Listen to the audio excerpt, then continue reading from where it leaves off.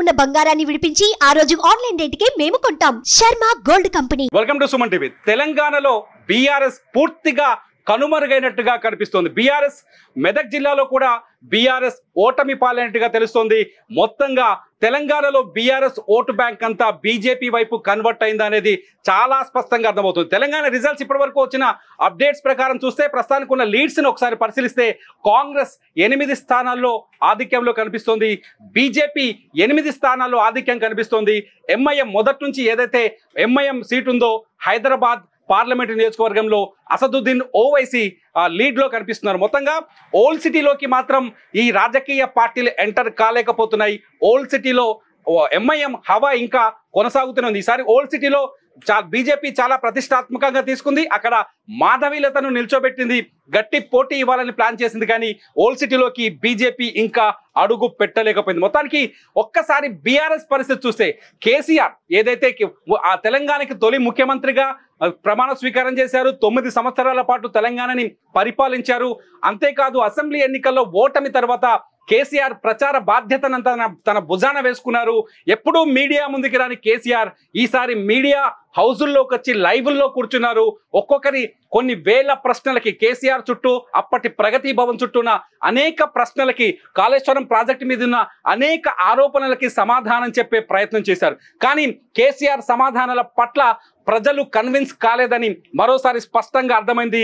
తెలంగాణ ప్రజలు కేసీఆర్ని మరోసారి బలహీనపరిచినట్టుగా చాలా స్పష్టంగా ఆమోదించలేదని స్పష్టంగా అర్థమవుతుంది. ఈసారి బీఆర్ఎస్ ఓటు బ్యాంక్ మరి ఏమైంది? ఇంతకాలం బీఆర్ఎస్ సెన్సేషనల్ 2 సార్లు ఊహించని మెజార్టీతో అధికారంలోకి బీఆర్ఎస్ కాంగ్రెస్ ముందు ఓడిపోయిందా, లేకపోతే బీఆర్ఎస్ ఓటు బ్యాంకు కాంగ్రెస్ వైపు మళ్ళిందంటే చాలా స్పష్టంగా అర్థమవుతుంది.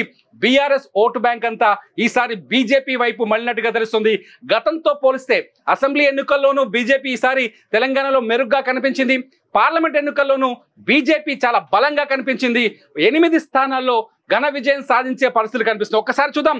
బీజేపీ బలంగా లీడ్లో ఉన్న స్థానాలు ఒకసారి చూస్తే నిజామాబాద్లో ధర్మపురి అరవింద్ తన ప్రస్థానాన్ని కొనసాగిస్తున్నారు. ఆయన అక్కడే సిట్టింగ్ ఎంపీగా ఉన్నారు. ఈసారి కూడా మళ్ళీ విజయం సాధించే అవకాశం చాలా స్పష్టంగా కనిపిస్తుంది. ఇకపోతే చేవెళ్ళకెడితే ఇక్కడ కొండా విశ్వేశ్వర రెడ్డి బీజేపీ నుంచి పోటీ చేస్తున్నారు. అక్కడ ఈ ప్రస్తుత ఎంపీ ఎవరైతే సిట్టింగ్ ఎంపీ ఉన్నారో ఆయన కాంగ్రెస్ పార్టీలో చేరారు.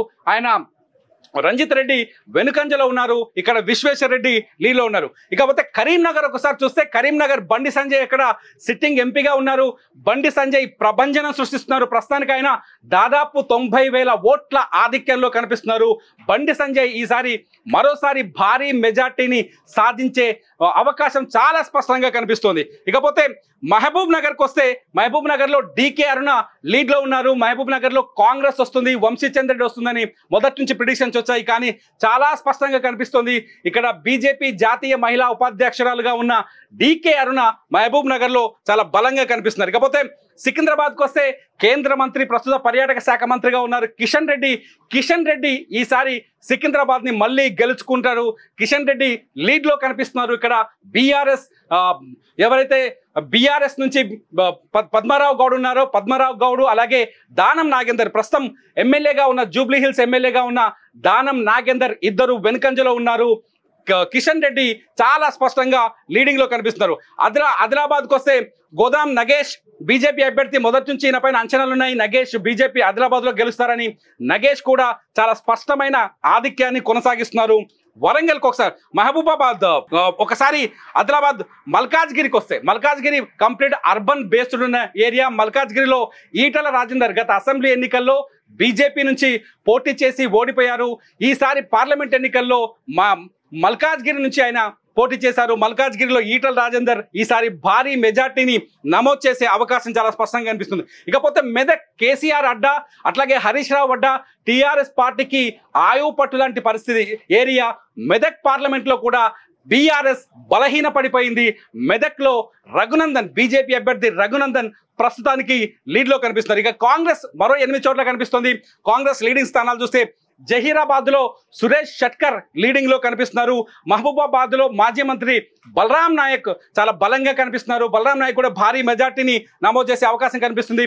వరంగల్లో Kadiyam Srihari already BRS ticket ఇచ్చిన తర్వాత బీఆర్ఎస్ టికెట్ ఇచ్చిన తర్వాత కడియం శ్రీహరి తన నిర్ణయాన్ని మార్చుకున్నారు.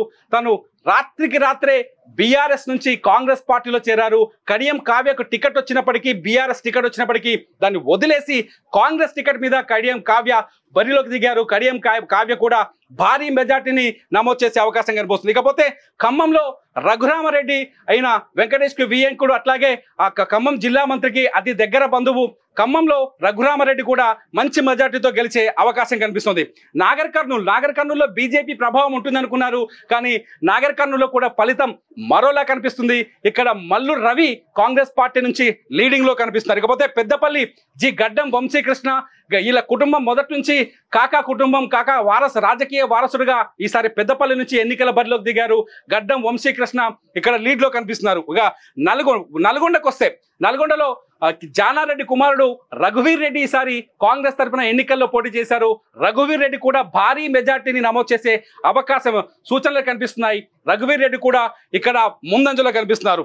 భువనగిరికి వస్తే ఈయన కొత్త అభ్యర్థి సిహెచ్ చామల కిరణ్ కుమార్ రెడ్డి ఇక్కడ బీజేపీ కూడా విజయ అవకాశాలు ఎక్కువగా ఉన్నాయని మొదటి నుంచి సర్వేలు చెప్పాయి. కానీ భువనగిరిలో బీజేపీ 2వ స్థానంలో ఉన్నట్టుగా కనిపిస్తోంది. చామల కిరణ్ కుమార్ రెడ్డి ముందంజలో ఉన్నారు. మంచి మెజార్టీతోనే చామల కిరణ్ కుమార్ రెడ్డి గెలిచే అవకాశం కనిపిస్తోంది. మొత్తంగా తెలంగాణలో చాలా స్పష్టమైన మెజార్టీలు కనిపిస్తున్నాయి. మొదటి నుంచి అనుకున్న ప్రిడిక్షన్స్ ప్రకారమే కాంగ్రెస్ 8 స్థానాల్లో విజయం సాధించే అవకాశం కనిపిస్తోంది. చాలా స్పష్టంగా బీజేపీ 8 స్థానాల్లో విజయం సాధించే అవకాశం కనిపిస్తుంది. మొత్తంగా ఒక హైదరాబాద్ తప్ప మిగతా సీట్లని బీజేపీ, కాంగ్రెస్ 2 జాతీయ పార్టీలు చెరిసగం పంచుకున్నట్టుగా చాలా స్పష్టంగా అర్థమవుతుంది. మొదటి నుంచి కాంగ్రెస్ ఒక టార్గెట్ పెట్టుకుంది. తెలంగాణలో 17 సీట్లలో కనీసం 12 నుంచి 14 సీట్లు గెలుచుకోవాలని కాంగ్రెస్ ప్రయత్నాలు చేసింది. కానీ ఆ స్పష్టత కాంగ్రెస్ అనుకున్నంత స్థాయిలో ప్రజల్లోకి వెళ్ళలేదా, లేకపోతే రీచ్ అవ్వలేదా? రేవంత్ రెడ్డి ప్రభుత్వాన్ని ఏర్పాటు చేసిన తర్వాత ఇచ్చిన హామీల్ని అమలు చేయడంలో వెనుకంజలో ఉన్నాడు అనేది కొంత చర్చ మొదలైంది. మొత్తానికి ఇది ప్రస్తుతానికి తెలంగాణ నుంచి మనకు అందుతున్న ట్రెండ్స్. సుమన్ టీవీలో మీ పర్సనల్ అండ్ బిజినెస్ ప్రమోషన్స్ కోసం కింది నెంబర్కి కాంటాక్ట్ చేయండి.